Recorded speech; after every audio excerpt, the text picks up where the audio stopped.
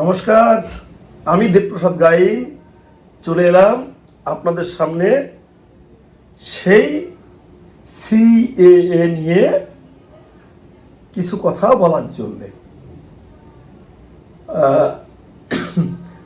অনেকে আমার সহযোদ্ধারা মাঠ ছেড়ে পালিয়ে গেছে সিএএ নিয়ে, তারা নাকি হাঁপিয়ে উঠেছে। তো তাদেরকে আমি বললাম, কোটি মানুষের ঊর্ধ্বে সিএতে আবেদন করতে হবে এবং সিএতে আবেদন করে নাগরিকত্ব নিতে হবে। তাহলে এই সিএটা বর্তমান কোন অবস্থায় আছে?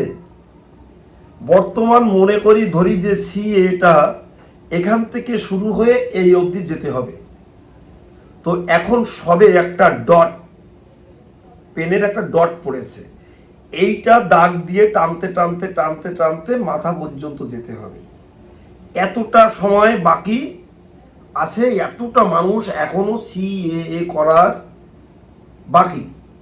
সবে একটা ডট পড়েছে, এই ডটের থেকে শুরু করে এই অবধি যেতে হবে, অর্থাৎ কোটি লোকের ঊর্ধ্বে সিএএতে আবেদন করে নাগরিকত্ব নিতে হবে। কারণ বাংলাদেশ, পাকিস্তান এবং আফগানিস্তান থেকে হিন্দু, বৌদ্ধ, খ্রিস্টান, শিখ, জৈন, ফার্সি এই 6 সম্প্রদায়ের কোটি লোকের ঊর্ধ্বে এই ভারতবর্ষে বাস করে, কয়েক কোটি। তো তারা তো এখানে টোপর শ্যাওলা যেমন ভেসে ভেসে ভেসে ভেসে চলে নদীতে, এভাবে তো আর থাকতে পারে না। তাই আমাদের এই মহান ভারতবর্ষের মহা অনুভবতার সরকার, আমাদের নরেন্দ্র মোদীর যে সরকার, স্বরাষ্ট্রমন্ত্রী অমিত শাহজির সরকার, আমাদের পশ্চিমবঙ্গের মাননীয় মুখ্যমন্ত্রী শুভেন্দু অধিকারীর সরকার, সর্বোপরি আমরা যারা নাগরিক জনগণ, আমাদের সরকার, এই সরকার তাদের মহা অনুভবতার পরিচয় দিয়ে আমাদের উদ্বাস্তু মানুষের কথা ভেবে তারা এই দেশের পার্লামেন্টে একটি সহজ সরলীকরণী একটি আইন পাশ করেছিল, যে আইনটি সিএএ অর্থাৎ সিটিজেনশিপ অ্যামেন্ডমেন্ট অ্যাক্ট। এই অ্যাক্টের বলে আমরা কিন্তু নাগরিকত্ব পেতে পারি। কারা কারা পেতে পারি? পেতে পারি বাংলাদেশ থেকে আগত, পাকিস্তান থেকে আগত এবং আফগানিস্তান থেকে আগত হিন্দু, বৌদ্ধ, খ্রিস্টান, শিখ, জৈন, ফার্সি এই 6 সম্প্রদায়ের মানুষ নাগরিকত্ব পেতে পারে। নির্দিষ্ট ভিত্তিতে, নির্দিষ্ট নিয়মে আপনারা সিএতে আবেদন করে নাগরিকত্ব নিতে পারেন। এই নিয়মে যেগুলো বলা আছে সেগুলো আমরা একটু ঝালিয়ে নিই, যদিও আমি প্রায় প্রত্যেক দিনই আমার ভিডিওতে বলতে থাকি। এই আইনে বলা আছে, যারা উদ্বাস্তু মানুষ এখানে এসে বিভিন্ন উপায়ে বিভিন্ন কাগজপত্র তৈরি করেছে, যেমন Aadhaar card, voter card, SC card, ration card, PAN card, ব্যাংকের বই, জমির দলিল, জমি কেনাকাটা, অনেকে সরকারি চাকরি বাকরি করছেন, সরকারি চাকরি, যা কিছু করেছে এই আজকের দিন পর্যন্ত, এর কোনো একটি ডকুমেন্টসও বাতিল হবে না, বাতিল করবে না এই ভারতের মহা অনুভবতার সরকার। তারা বলেছে তোমরা সিএএতে আবেদন করো এবং সিএতে আবেদন করে নাগরিকত্ব নাও, তোমাদের কোনো ডকুমেন্টস, কোনো চাকরি বাকরি, কোনো কিছুই বাতিল হবে না। এটা সরকারের গ্যারান্টি। আমরা সরকারের উপর বিশ্বাস রেখে, বিশ্বাস করে ইতিমধ্যে লক্ষাধিক মানুষ সিএতে আবেদন করেছি। 35-40 মতো মানুষ, হাজার মানুষ, 35-40 হাজারের মতো মানুষ ইতিমধ্যে সিএএ এর মাধ্যমে নাগরিকত্ব পেয়েছে। তারা এই সিএএ এর সার্টিফিকেটের সুফল বহন করা শুরু করেছে। যদিও কতিপয় জায়গায় এই কাগজগুলো নিয়ে একটু টালবাহানা করছে, বিভিন্ন বিডিও অফিসে, বিভিন্ন ডিআইবি, অর্থাৎ ডিআইবির নামটা কেন বললাম, যারা পাসপোর্ট করে যাচ্ছে তখন এই সার্টিফিকেটটা নিয়ে একটু দাঁত ছিটকানি, নাক ছিটকানি করছে। আমি ক্যামেরার সামনে আপনাদের বলছি, আমাদের এই সিএএ সার্টিফিকেট নিয়ে যদি কোনো প্রশাসনিক মহল নাক ছিটকায়, কান চুলকায়, এর মূল্য দিতে না চায়, সেই অফিসারের নাম, ঠিকানা, প্লাট ডেজিগনেশন, কোন থানায় আছে, কোথায় তার কর্মস্থল, আপনারা আমাদেরকে জানাবেন। আমরা তাদের বিরুদ্ধে যেখানে জানানোর আমরা জানাবো, এই কথা আমি আপনাদের ক্যামেরার সামনে দিচ্ছি। কারণ অনেকেই পাসপোর্ট করেছে এই সিএ সার্টিফিকেট দিয়ে। অনেক জায়গায় ডিআইবি যখন ভেরিফাই হচ্ছে, অনেক জায়গায় ডিআইবিতে ডিস্টার্ব করছে এবং এই সিএ সার্টিফিকেটের গুরুত্ব দিতে নারাজ। যদি এই ধরনের কাজ তারা করতে থাকে, তাদের নাম, ঠিকানা আমরা আপনাদের কাছে জানতে চাইছি। তারা কোন থানায় আছে, কোন থানায় আপনাদের ডিআইবি ডাকছে পাসপোর্ট ভেরিফিকেশনের জন্য, আপনাদের সার্টিফিকেটের গুরুত্ব দিচ্ছে না। গুরুত্ব কিভাবে দিতে হয়, কিভাবে দেওয়াতে হয়, সেটা আমরা ভালো করে জানি। এটা আমি আপনাদের ক্যামেরার সামনে বললাম, ভয় পাবেন না।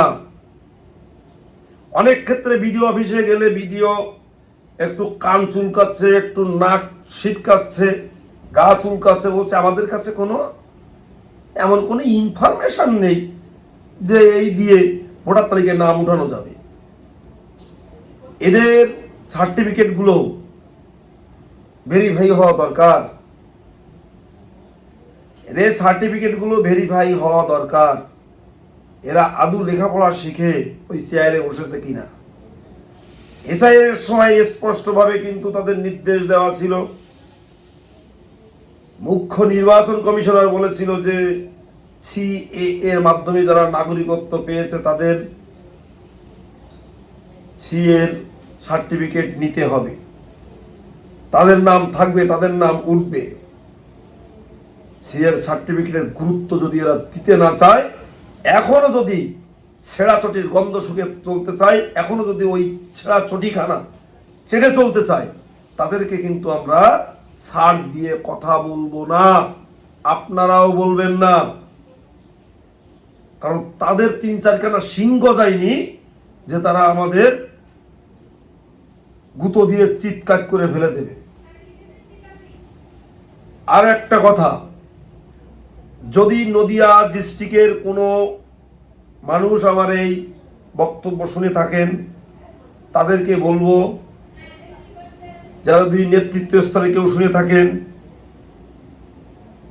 যদি দায়িত্বপ্রাপ্ত কেউ শুনে থাকেন, তাহলে আমি বলছি নদিয়া ডিস্ট্রিক্টের ডিএলসিতে, হেড পোস্ট অফিস নয়, নূতন যেটা হয়েছে, সেখানে যে ভদ্রলোক হ্যারিং করছে, তিনি এখনো চটি চাটছে।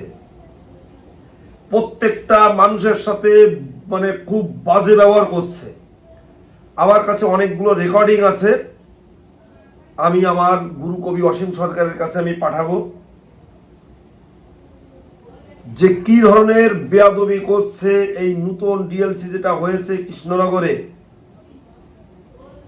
ওই ডিএলসির যে ভদ্রলোক, উনি মানুষের সাথে প্রচণ্ড পরিমাণে দুর্ব্যবহার করছে, উনি এখনো চটি চেটে যাচ্ছে। আমি 8 তারিখে আমাদের প্রোগ্রাম আছে বিভিন্ন এমএলএ মন্ত্রীদের নিয়ে নিউ ব্যারাকপুরে।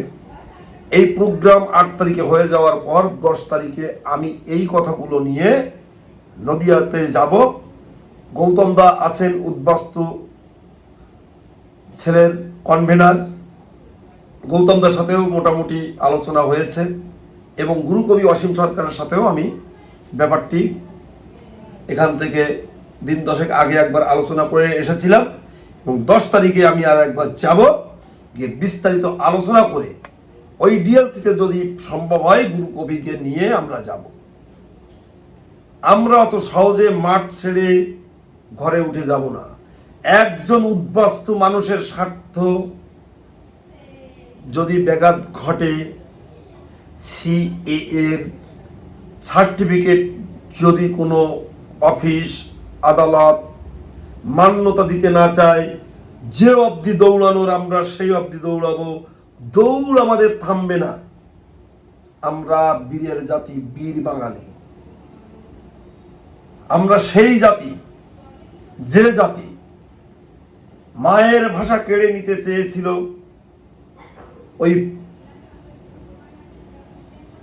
পাকিস্তানের হানাদার বাহিনী, তাদের বিরুদ্ধে গর্জে উঠে যে বাঙালি বুক চিতিয়ে লড়াই করে এই মাতৃভাষা বাংলাকে তারা উদ্ধার করেছিল, বাঁচিয়ে রেখেছিল, আমরা সেই জাতের জাতি। অত সহজে আমরা টলমলে অবস্থায় থাকবো না। শুধু আপনাদের পরে আমার অনুরোধ, হাত জোড় করে, যাদের এতদিন সার্টিফিকেট পেয়েছেন, কয়েক হাজার মানুষ আমার কথা শুনে অ্যাপ্লিকেশন করে সার্টিফিকেট পেয়েছেন, তাদেরকে বলবো আপনারা অন্তত আমার পাশে থাকবেন, অন্তত আপনারা আমার পাশে থাকবেন। ফোন নাম্বারটা আছে, আপনাদের কোনো সমস্যা নেই, অসুবিধা নেই জানি। আমি ভালো থাকলাম কি মন্দ থাকলাম, ভালো আছি কি নেই, অন্তত এইটুকু একটু জানার জন্য আমাকে ফোন করবেন। আমার ফোন নাম্বার 9804682324।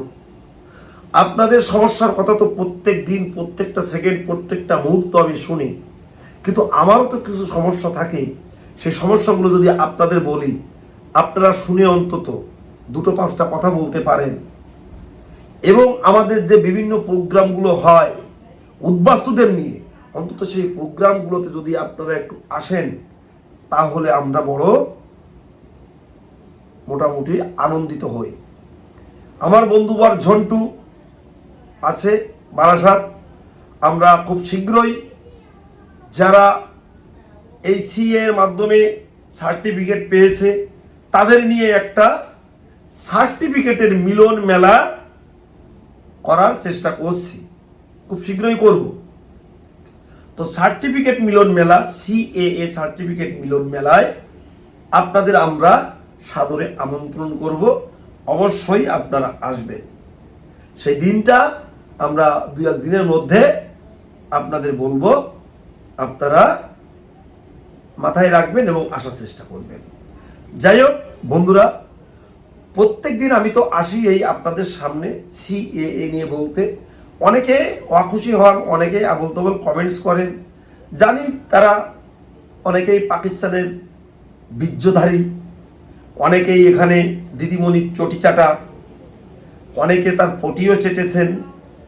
সেই সমস্ত মানুষগুলো আজে বাজে কমেন্টস করে, তাদের জন্য আমার করুণা হয়। তার কারণ তারা তো এই মেঘের আড়াল থেকে একটু ক্যাতকুতু দেওয়ার চেষ্টা করে। সামনে এসে বলো ভাই, চটির কত জোর আছে সেটা আমি দেখতে চাই। ওই ছেঁড়া চটি আর কখনো সেলাই করে পড়লেও পায়ে গলানো যাবে না, সেদিন শেষ। এটা মাথায় রেখে চলতে হবে। যা বলছো বলো, কিন্তু যার পরে আমি টার্গেট করব যে এই বক্তব্যটা বা এই কমেন্টসটা আমার একটু চামড়ার ভিতর দিয়ে ঢুকেছে, অনেকে করো, তাকে যদি পাই লাড্ডু কিন্তু আমি খেতে দেবো। আমি ড্রিম থেরাপিতে বিশ্বাসী না। লাড্ডু কিনে খেতে দেবো এবং গায়ে হাত বুলে বলবো, ভাই এরকম কথা বলতে নেই আমার সোনা ভাই। আমি খুব ঝামেলা, মারামারি, ক্যাচাল এগুলোতে ভয় পাই। যাই হোক বন্ধুরা, সিএ করতে গেলে কী লাগে সেটা আমি আপনাদের বলি।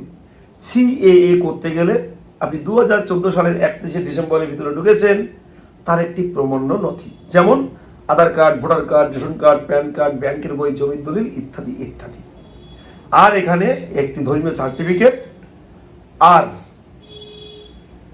3টে কোর্ট নোটারি, বাংলাদেশের একটি ডকুমেন্টস লাগে, নিজের তা নাহলে নিজের বাবা, নিজের ঠাকুরদাদা, মা, মায়ের মা, মায়ের বাবা, এদের যে কোনো একটা ডকুমেন্টস হলে আপনারা কিন্তু সিএতে আবেদন করতে পারবেন। আপনি পশ্চিমবঙ্গের যে কোনো জেলা থেকে আমাকে ফোন করবেন, আমি আপনাদের সিএ করার জন্য সার্বিক সহযোগিতা করব এবং আপনাদের জেলায় কে কোথায় আবেদন করছে আমি বলে দেব।